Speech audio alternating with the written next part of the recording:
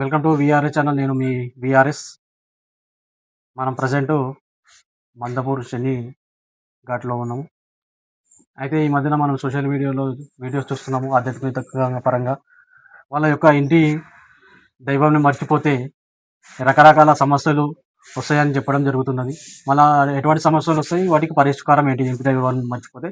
మన గంగాధర్ స్వామి మాటలు తీసుకుని చెప్పండి స్వామి. ఫస్ట్ ఓం శ్రీ గురుభ్యో నమః. ఓం సర్వం శ్రీ గురుచరణారవిందార్పణమస్తు. శ్రీ పార్వతీ పరమేశ్వరార్పణమస్తు. మనము ఇంట్లో కులదైవాన్ని పూజించడం జరుగుతుంది. ఈ కులదైవాలు ఎలా ఉంటాయంటే, మన పూర్వీకులు మహర్షులు ఋషుల పారంపర్యంగా మనకు కులదైవం అనేటువంటిది వస్తూ ఉంటుంది. వాళ్ళ పేర్లనే మన యొక్క గోత్రాలుగా భావించి మన గోత్ర రూపంలో చెప్పడం జరుగుతుంది.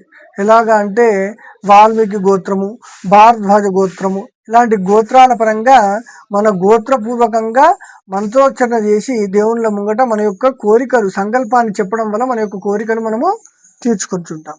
అలాగే మనం ఇంటి దైవాన్ని అంటే ఇంట్లో ఒక దైవాన్ని నమ్ముకొని ఇంట్లో పెట్టుకోవడం జరుగుతుంది.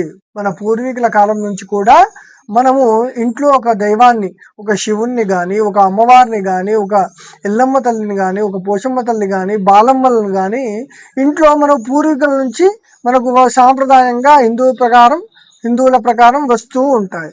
అలా దేవతలను రాను రాను ఏమవుతుందంటే ఆ యొక్క దేవతలను వీళ్ళు పూజించడం మర్చిపోవడం జరుగుతుంది. అంటే మనం ఇంట్లో ఉన్నటువంటి 10 మంది సభ్యులలో ఒకరికి అన్నం పెట్టకపోవడం వల్ల, ఒకరికి సహాయం చేయకపోవడం వల్ల వాళ్ళకి ఎలాంటి ఇబ్బందులు అయితే కలుగుతాయో అలాంటి ఇబ్బందులు మన పూర్వీకుల తరతరాలుగా వాళ్ళు పూజించిన దేవుళ్ళను మనం పూజించకపోవడం వల్ల, ఆ దేవతలకు మనం అన్నం పెట్టకపోవడం వల్ల, నైవేద్యాలు సమర్పించకపోవడం వల్ల, ధూపదీప నైవేద్యాలు సమర్పించకపోవడం వల్ల మనకు ఇంట్లో ఉన్నటువంటి వారికి ఆర్థిక సమస్యలు కానీ, ఆరోగ్య సమస్యలు కానీ, ఉద్యోగాలు లేకపోవడం కానీ, మంచిగా నడిచినటువంటి సంసారం మొత్తం భూస్థాపితం అయిపోయిందని చెప్పడం జరుగుతుంటాం. మనం వింటుంటాం, చాలా దగ్గర మనం ఇలాంటి సమస్యలు వింటూ ఉంటాం.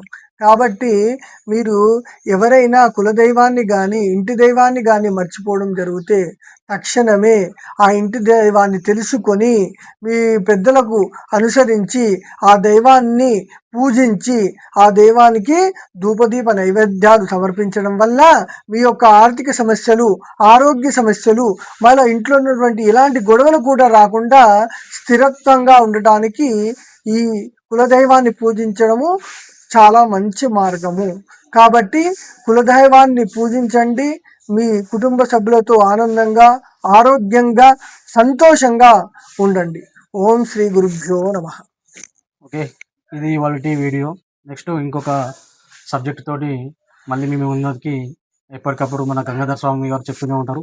కాబట్టి మన ఛానల్ను లైక్ చేసి సబ్స్క్రైబ్ చేసి, మళ్ళీ మీకు ఎటువంటి ఆధ్యాత్మికపరమైన డౌట్లు ఉన్నా కానీ కింద స్వామి గారి నంబరు స్క్రోల్ చేయడం జరుగుతుంది. మీరు కాంటాక్ట్ చేసి వివరాలు కనుక్కోవచ్చు. Okay, thank you. నేను మీ విఆర్ఎస్.